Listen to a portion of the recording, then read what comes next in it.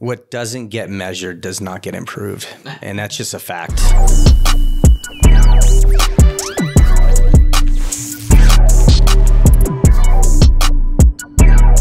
On today's episode of Rise, Grind, Repeat, we talked to Eli from AMS Landscaping. We talk about what it was like to take over his family business and what he's done in order to build his team to what it is today. Let's dive right in. Eli, thank you so much for joining on episode of Rise, Grind, Repeat. You know, what excites me is, we've been kind of working together, but even before that, when we were first getting to know each other, I could see the passion and what you have for the business that you've kind of grown.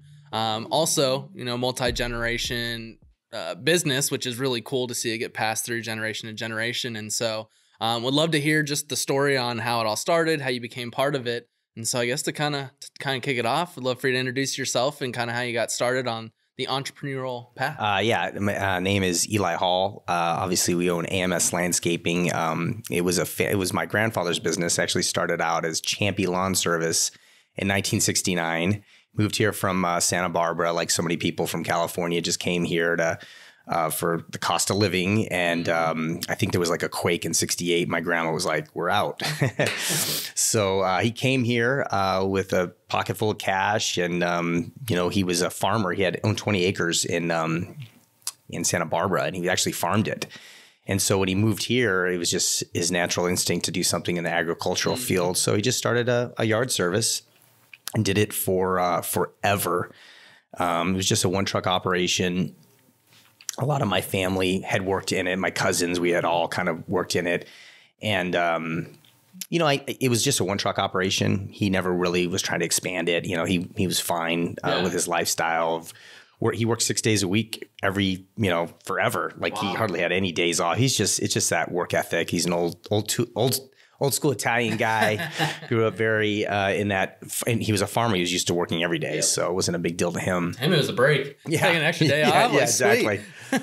So I was 26 when I decided to go to work for him full time. He was 79, and I knew he wasn't going to do it forever. And I, my college path wasn't promising for me. I didn't find myself driven by education. So I was going to college, but I wasn't really driven to do anything. Yeah.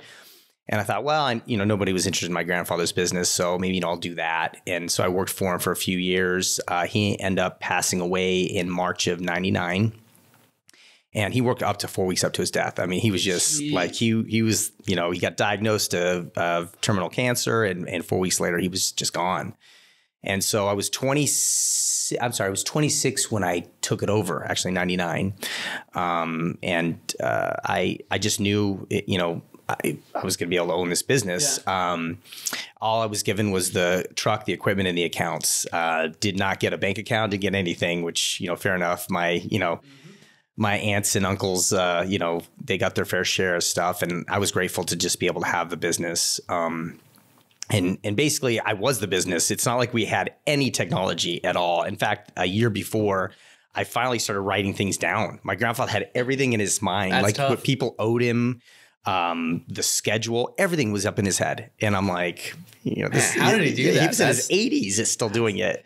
And I'm like, this isn't going to happen. So I took some habits from an old job I had. I created these cards and the dates and how much people owed us. And that was back when you still advertised in the phone book. So took it over. Obviously here I am in my mid 20s. For me, it was exciting to have a business kind of handed to me. It was just a one truck operation. It was really a job. Yeah. I was really just self-employed at that time. It really wasn't the business that it is today. And I knew I didn't want to push a mower forever, but I was so young and knew nothing about business. I remember when I first hired somebody to drive my crew around in the early 2000s, and I'm just going to kick back and, and what I found when I was young is when I had time, I spent money and I would run out of money. And so every winter, thank God in the winter, I went back to work to build a reserve and mostly consume my time. Cause I realized when I was young, my time was like a drain in the bank account. So that kind of how it led to me wanting to get into multiple I knew if I could get into multiple trucks, I could make enough money and it would keep me busy enough that it would start to turn into a business. And that's kind of what happened. I started a second truck That was early days of cell phones. I could forward the landline to my cell phone. So I was answering the phone in the second truck, and I just have one guy with me, and I would drop him off at a job site and go do a bid when I was in the area. And I just pretty much grew the company by answering the phone all the time and advertising in the phone book and in the newspaper, if you can imagine that. Back in those days, and I just grew it, and I knew I could. Once I got to 3 trucks, I wouldn't have to push a mower after that. Yeah. So it sounds like it's a lot of, I mean, one is the advertising piece, but 2, it's just identifying process, documenting them, and have a process that just kind of runs the business itself. Especially as you start to scale, you realize, you can't copy and paste and scale up without some sort of system in place, tracking everything. And I learned that later on as I grew that, when you're no longer on a truck, you have to watch efficiency.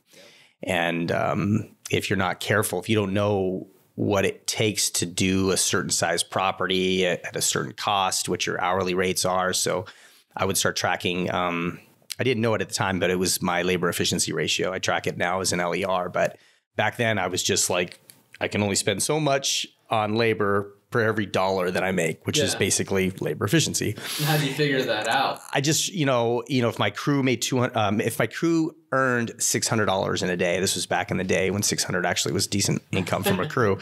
I didn't want to, and this is when my overhead was nothing. I could not spend more than half of that on labor, but I could make a good living even spending half of that on labor back in those days. I ran the business out of my house, I was all the overhead. So every dollar I spent in labor, it brought me $1 in return at least. So I always did well with it.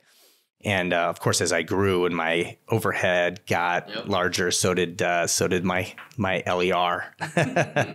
So I definitely track a different LER today, but it's that's kind of how I learned early on. You always get bit, right? You always get stung.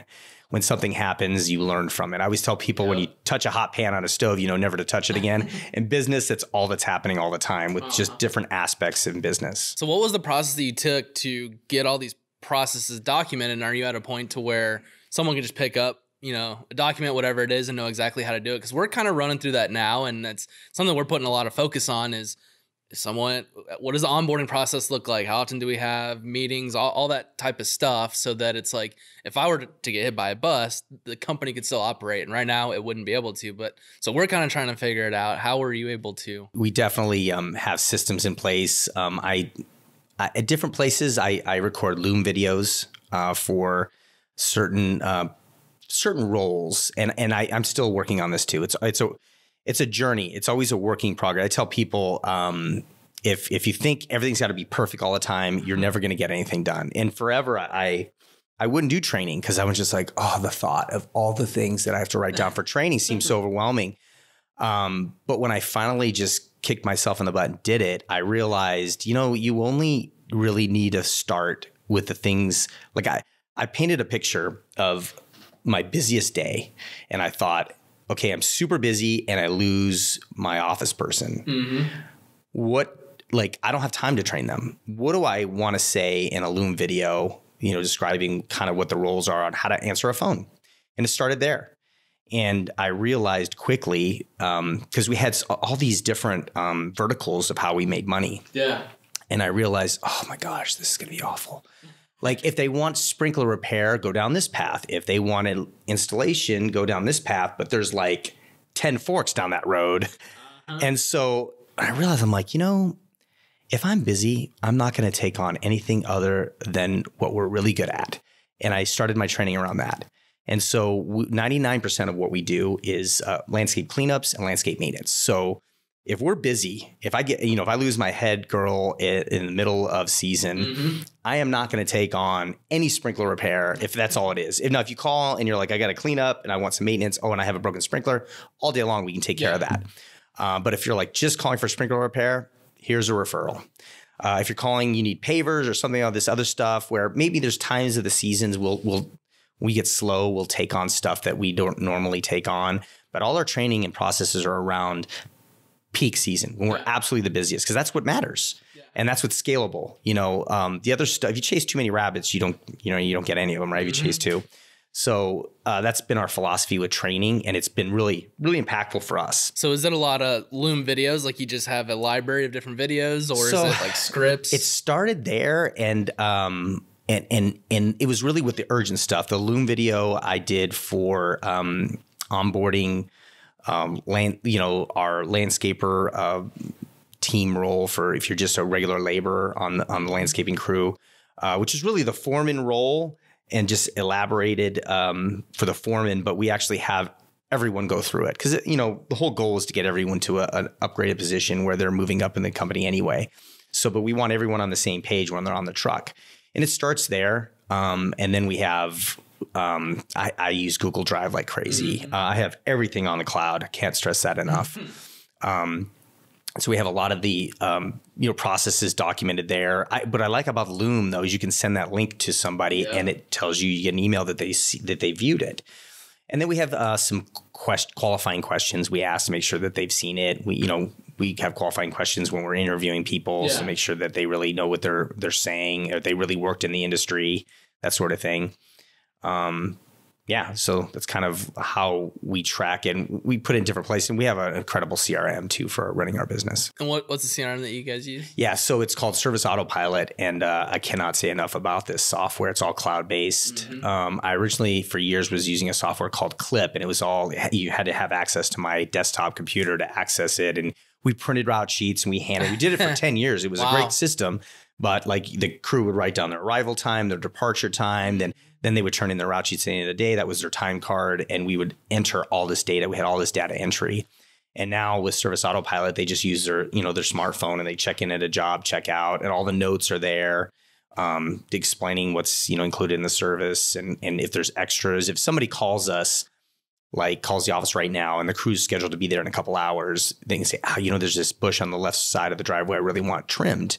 We can literally add the note in real time and it'll show up on the route sheets when the crew arrives later that day. Once you brought in a CRM, get to data and analytics in a second. I love that. But once you started introducing more technology, we're able to see that there was a little bit of a learning curve, but it started creating more efficiencies. Maybe crews were able to get 1 extra yard done a day or 2, whatever it may be. It enables you to scale, but really, even more importantly, we were pretty efficient before, but yeah, it's definitely exponentially efficient because, if you'd called and we were scheduled in a couple hours, we would have to notify you. We'd have to get all you. And they have these printed route sheets like, hey, when you get to that guy's house, it was very paper trailish before, and the technology makes it so much easier in that aspect. But it also, what I like about it is it puts all the data in one place. So if I send you an estimate through our portal and then you call the office, the office person knows nothing about your property, but all the data is in the CRM and the estimates there, all my notes, if I was at the property. And so she can answer every question like she was there. There's pictures of the property. We always take pictures when we first, there's almost, we're all on the same page. And that's where really helped us scale, as where we're at today. And one thing that gets me excited is, you keep track of conversion rates by week, by channel, all that. You're very data driven or appreciate data, which I appreciate quite a bit. How much has data been part of growing and scaling the business? Is it something that can burden you, or has it been helpful in some of the decision making that you do? What doesn't get measured does not get improved. And that's just a fact. And I've changed KPIs over the years, key performance indicators, I think is what it means. And I've got I have actually a KPI sheet. I got to fill it out today. Actually, every week I have these things that I measure. And part of it is marketing, but also we track our sales on a weekly basis. Now, it would upset me that I would get a P&L at the end of the month and it would say, you did bad. They'd be like, okay, now what? Yeah. What do you do with a monthly result? And so I said, I need to track this more in real time. So we track our sales weekly, and this CRM allows us to do that, which is just awesome. I get a report emailed to me weekly, but even before that, I can pull up all the jobs in the dispatch for the entire week and see what kind of money we brought in for sales. And if we're trending on the up note, then I know we're good. And if we're trending down, if we had a bad week, I don't have to wait to the end of the month to find this out. I'm like, hey, what's going on? What is a capacity issue? Is it are we just not getting enough leads? Do I need to funnel more leads? I'm very in touch with that. Very cautious about what my cost per lead is, what it's costing me. And I'm very conscious of what our in-house conversion is, as far as when a lead comes to us, how many, right now we're about like 35% conversion.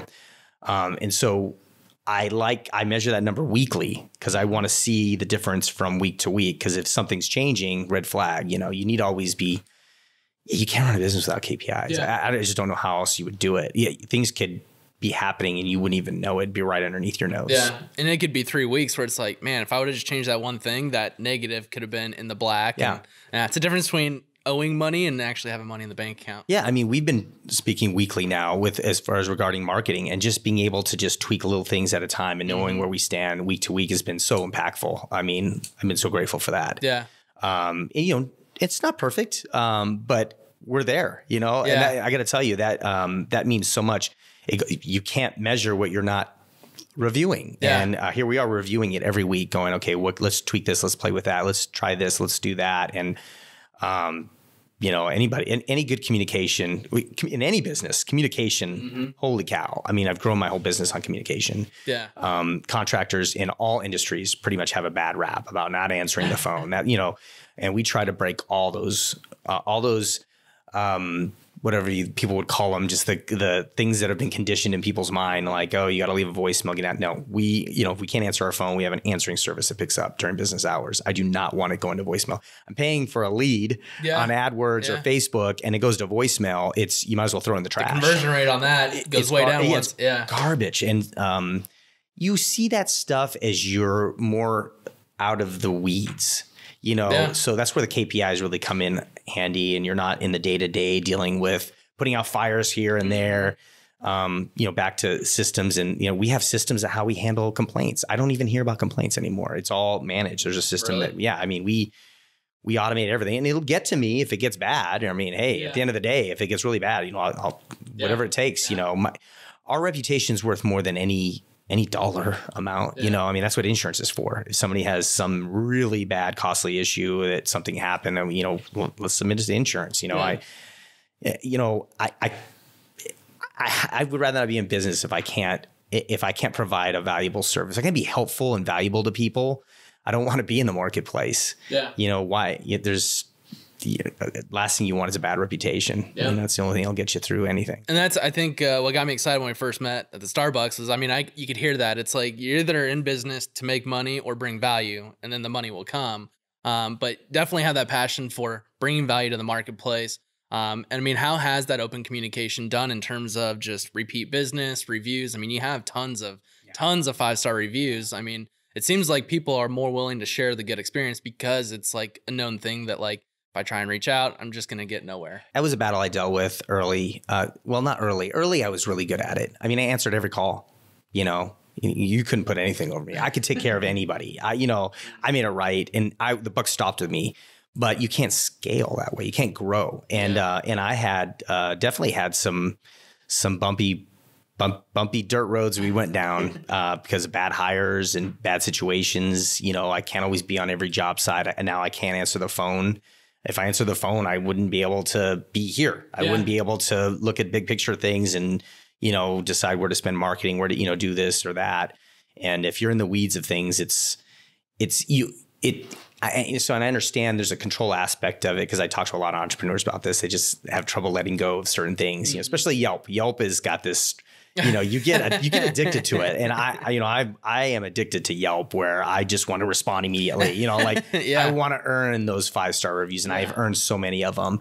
And I would let go, and then I would get stung, right? Because somebody else didn't have the heart I had when they were handling it, and you'd get a bad review or two, and you're like, it's just so, until you learn from those lessons, you won't be able to grow, and you have to be able to grow. You can't answer the phone all the time. Not if you're going to, scale, you can't be, In-N-Out Burger is great. But if there was only one location, we wouldn't know about it, right? It would be California, Yeah, if the owner was the one flipping the burgers, taking the orders, making the fries. But it's great, and you can go anywhere, and it's great, right? It's great, and that's kind of what I tell people. Like In-N-Out might not make the absolute best hamburger, but they make a darn good hamburger, and it's reliable, and it's consistent, it's fast, and it's reasonable. And I don't necessarily think we're the best landscaper, but I want to be the best business owner that can deal with a client and make them 100% happy. At the end of the day, our mission is to make yards enjoyable. Yeah. I tell my team, I want our clients to have a cup of coffee in their backyard on Saturday morning and just breathe and watch the fresh birds. Cut grass and yeah, I don't want them thinking about, oh, I've got to deal with this, or something's wrong with the yard, or is there a sprinkler broke? I want them to enjoy their yard, especially now during this time where we're kind of stuck at home, that's really what we're trying to accomplish, There's always that, someone doing it themselves, they can grow it, but it gets to a certain point where it plateaus and you either have to, like you said, delegate, kind of let go a little bit. So, were there any things that you kind of stumbled on getting to that point and getting over that hurdle? What was the biggest thing that was the hardest in terms of getting to that scaling point where it's kind of, you had to delegate, let go? Is it just the trust thing? Yeah, there's been a lot of those. I'll tell you a recent one. Up just to a couple of years ago, I was still doing majority of our estimates. And I realized it was a job that I still had in my business. Mm-hmm. And, it was just one of those things that was hard for me to let go. And I actually enjoyed it. It gets me. I like to be outside. I don't want to be cooped up in the office. I actually like getting out there, meeting customers. I'm a connector. Like I speak, I like to connect with people, and I love giving value. I love the appreciation when I show up and I deliver, great service or offer help, or even if it's just advice. I love doing that stuff. And letting go of that role was difficult. But once again, I kept running into this roadblock. Where I would grow and then I would die out. Like I couldn't get over this. I called it the glass. I can never hit. Mm-hmm. And I'm still on this trajectory to hit 500 residual maintenance clients. We're at 383 this morning, so I track that. It's another one of my KPIs. But there's a lot of things I learned in the last couple of years. But one of the things I realize is I can only do like about 10 estimates in a day. Yeah.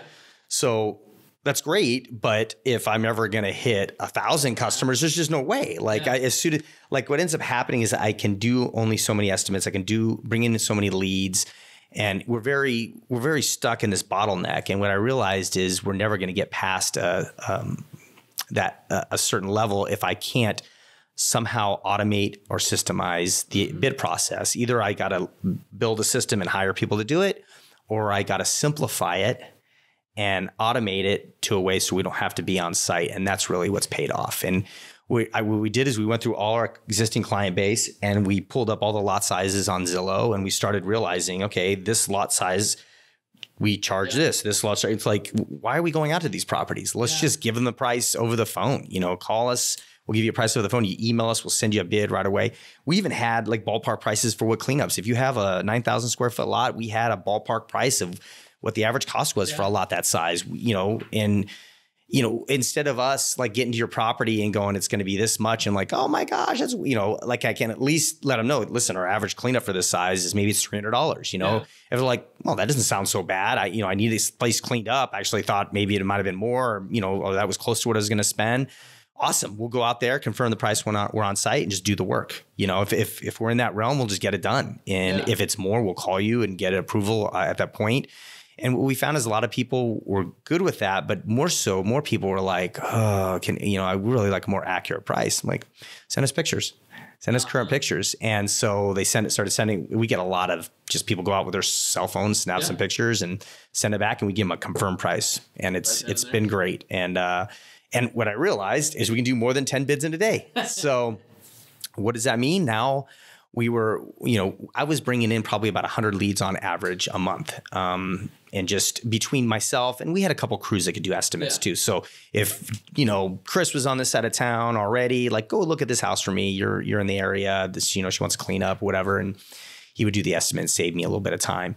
But now it's all through email, all through phone calls, that we're not spending any money on on-site estimates at all. There's no, it's just literally our office personnel handling it. There's a calculator right in our CRM that just spits out a price based off the lot size. And so it's been helpful. It's helped us scale. And now my goal is to get 200 leads down the funnel. And that's what I'm working with you on, which we actually in March, we hit 205. We had 205 leads come through. We had about 186, I think, in April. And we laid off the gas a little bit in May. A lot of reasons, but one of them was capacity. We lost a crew foreman.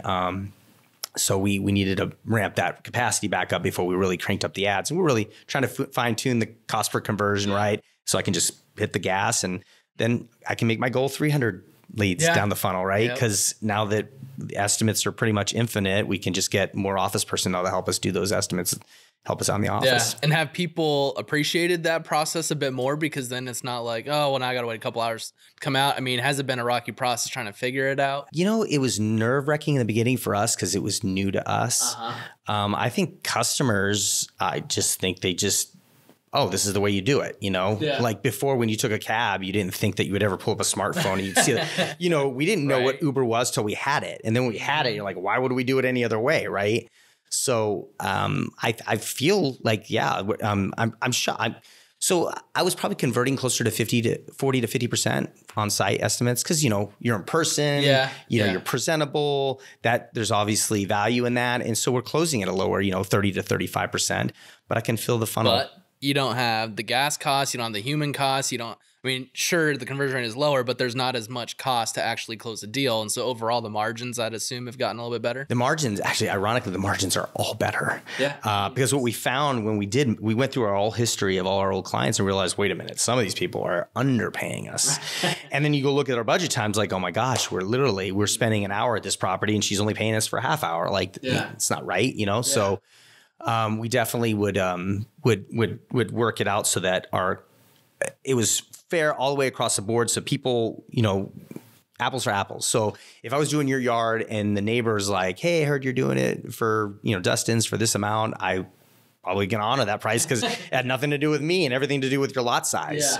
So I made it really convenient for us, efficient for us. And I was pretty surprised. We didn't lose a lot of clients, even increasing the ones that were a little, we usually give them 30 to 60 days, a window to be able to figure out what they want to do. Because obviously we've been doing it for years and we had to do things. But what we found is we became more profitable. Imagine that. Imagine that. Yeah. No, that's exciting for me to hear, because that's literally what we were talking about an hour before you came in is, I mean, when it comes to digital marketing, it's just like, I mean, you got SEO, it's just like having to come up with a custom proposal every time. It's tough. I mean, you can only do one or two as you're trying to talk to clients. And so it's one thing we're trying to really work on is SEO. Here's the 4 different price points. Here's what you get. Here are the deliverables for each one. Trying to make it more productized. That way we spend less time actually trying to figure out a custom proposal, more time just showing the value of what we can actually bring. And so after hearing that, I'm pumped because it's tough. Listen, for you, without a doubt, you should have packages online with a little click buy me button. That's an auto pay setting.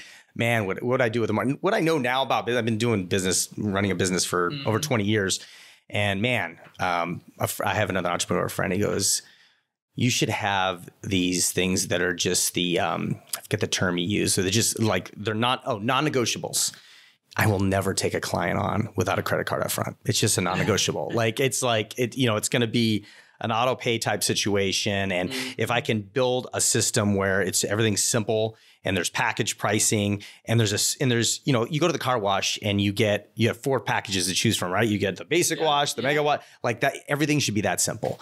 And it's great for the client because they know what they get for their money. And it's great for your team because they know what to deliver for what what they've been promised. So it's a win-win all the way around them. That's what we're trying to focus hard on, because you have different conversations like, oh, well, this is what we agreed on. And it's just like, there's nothing set in stone on if they get this is what they get, and everyone's on the same page. And so we're trying to get to the point where it's just like, we offer SEO, content creation. Here's package 1, 2, or 3, hit buy now. Boom. It puts you on reoccurring payments and you're month to month, but let's go. And then it just takes so much less time. I mean, it used to take a week to get a proposal out and stuff like that, because it's always like, well, there's this, and it's, and then you get a no. It's like, man, what could I have done? You're reinventing the wheel for every client. Exactly. That's what you're doing. And that's not scalable. That's just, I'm going to tell you, it's just not scalable. So if you can build these wheels that find your customers that'll fit in, the package that they need, and your packages can change. Like you're like, okay, this isn't working. Like this SEO package,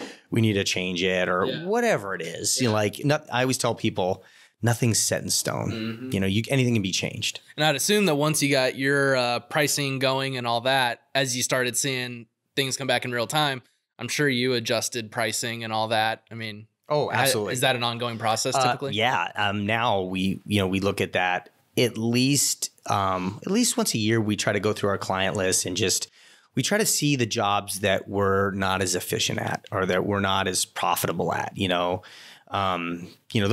if you're doing pretty well as a business and you don't want to just, I don't feel, and there's two mindsets of this, but my thought is if we're going to increase a segment of our client base, why don't we increase the ones that are paying us the least for the, what we're providing?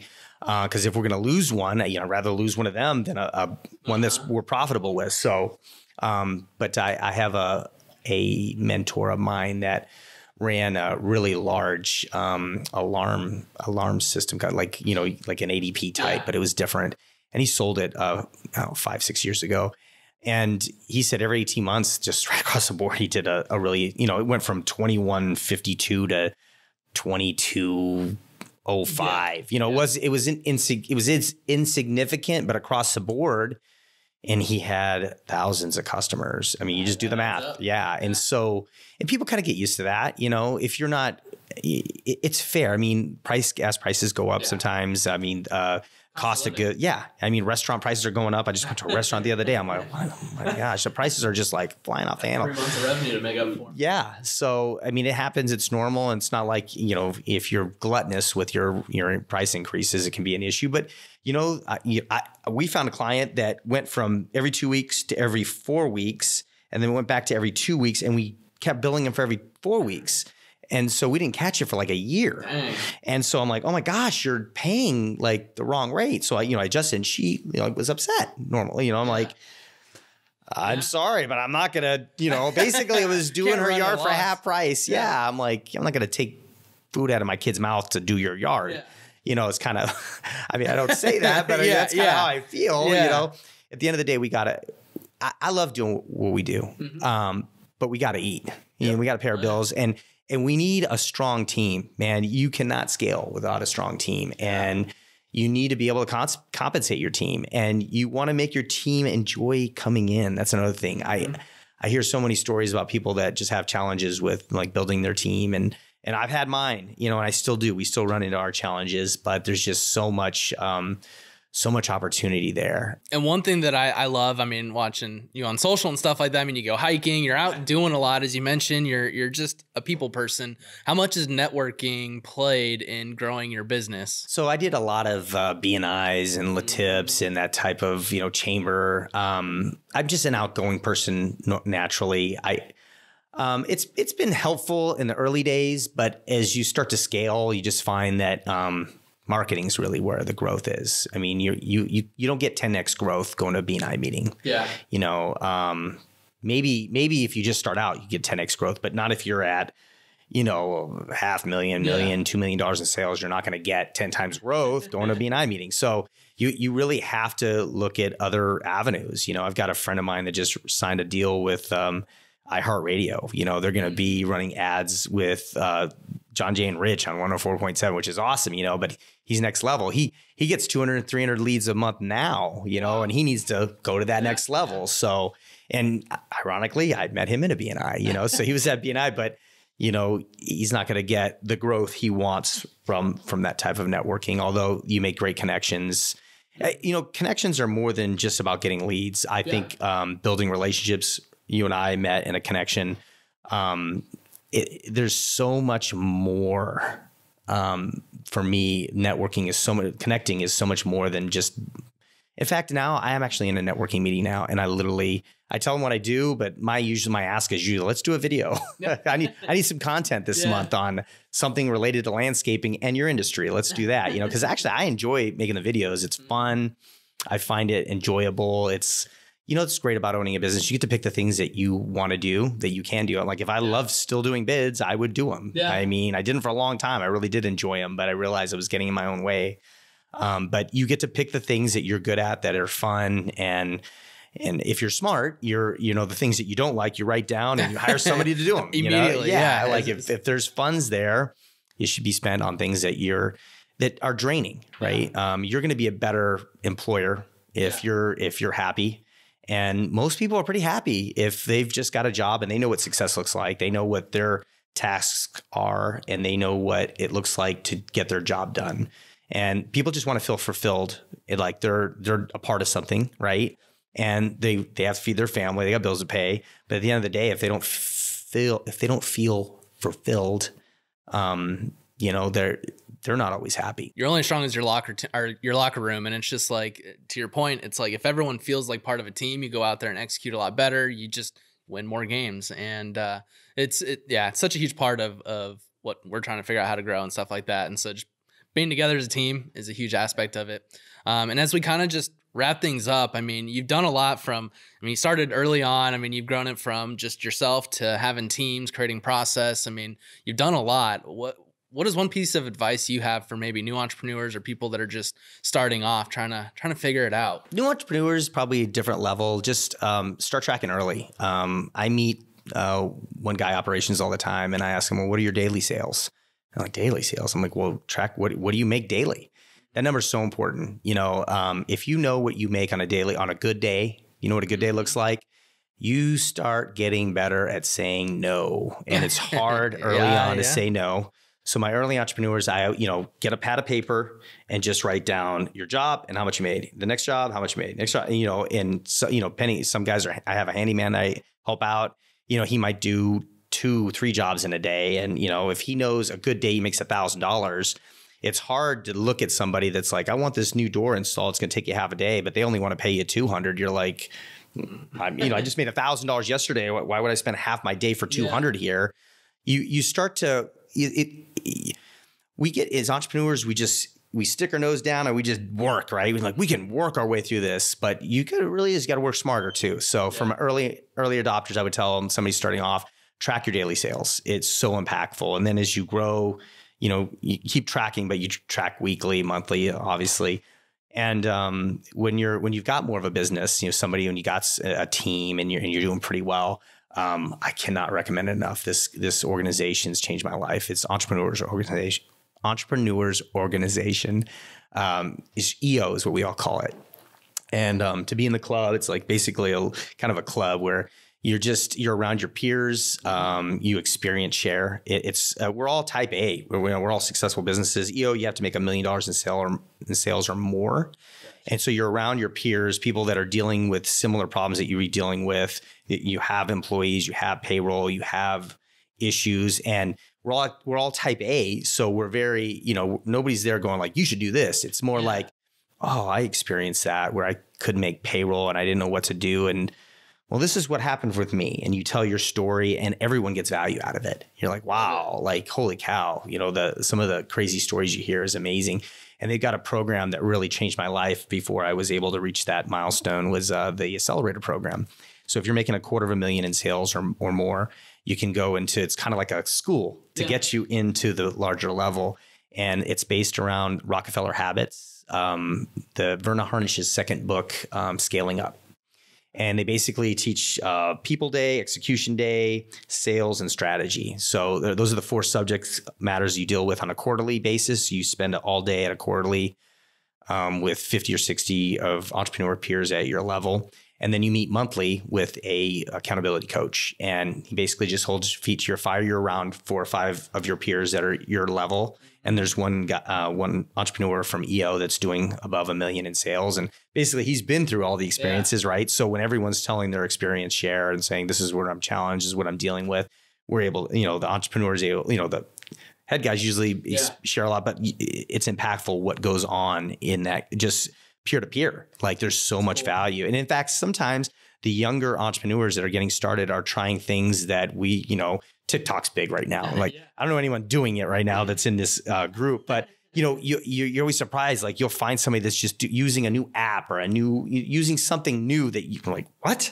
And it's helping you with your business? How? And it's always some young guy coming out of nowhere. He's making a ton of money and you're like, how, what? And you're like, okay, I got to try that. So some of the guys that have been in Entrepreneurs Organization for a while, they get a lot of value, coaching the accelerators because they're coming out and they seeing like you know, that's going to disrupt my business if I don't get in on that and see. Yeah. So it's a great organization. Check it out. It's so awesome. Like, I can't say enough about it. I joined about 5-6 years ago, and I wouldn't be here where I'm at today without it. My big thing was I couldn't get out of the office. I was really good at managing my team, and I was good at being the overhead, but I couldn't get away. I couldn't hike in the mornings. You know, I had to be at the office. I had to meet with every foreman before they left, because there was always things to go over from the day before, or there's things that came up that are going to happen the next day that we need to talk about. And I always had to be a part of that. And I can never hire my role. I can never copy myself.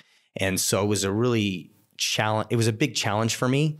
But man, I made a lot of mistakes getting to where I'm at right now. I'm not going to lie. Just in the last 5 years, I made a lot of mistakes, but man, have I come out a better person, a better human, a better husband.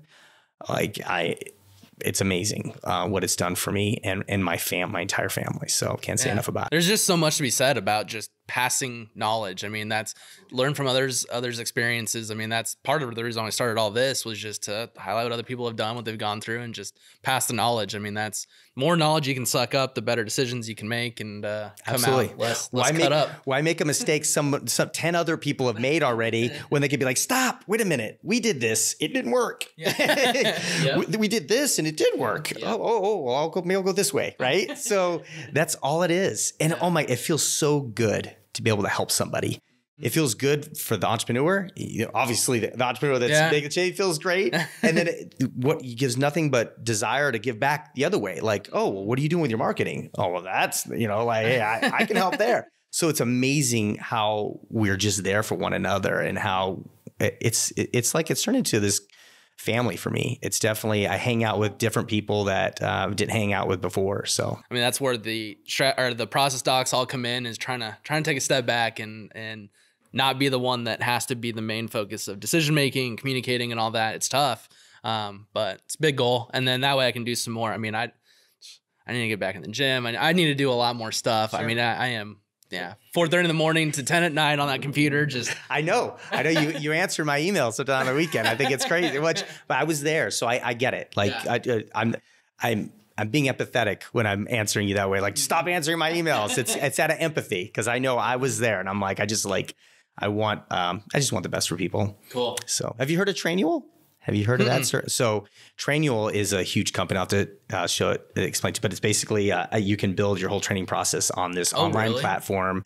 And the guy grew his business right out of Entrepreneurs Organization. Really? Yeah, the guy's I want to get more information on that. I'll have to tell you all about it. And a lot of the stuff that I'm talking about, the Loom videos, a lot of it's on the back end, but it's all very systemized. Well, I really appreciate the time, Eli. How can people find out if they need to get their yard done or want to connect? How do they find you in the business? Yeah, just go to our website, azlawns.com.